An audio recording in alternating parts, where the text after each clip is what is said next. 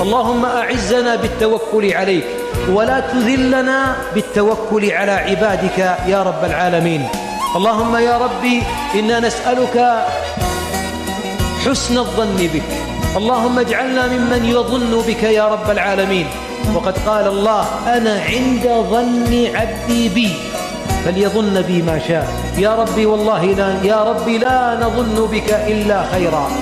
أنت أهل التقوى وأهل المغفرة، أفرغ علينا من الإيمان يا كريم، وأخرج من قلوبنا كل شرك وكل اعتماد على غيرك يا رحمن، وحرم وجوه الحاضرين عن النار، واجعلنا يا رب من المتوكلين عليك الصادقين في التوكل. وتذكروا على الحي الذي لا يموت. ثم أمرنا بعد ذلك: وسبح بحمده.